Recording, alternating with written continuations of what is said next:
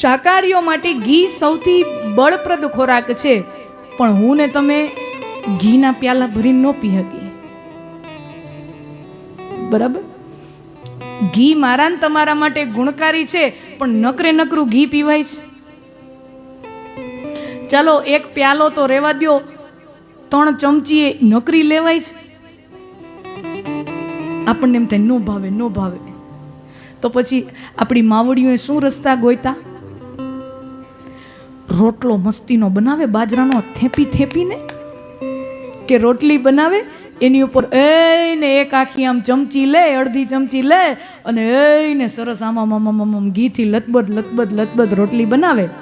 શું કે એમ કરીને એમ શરીરની અંદર ઘી તો જાય.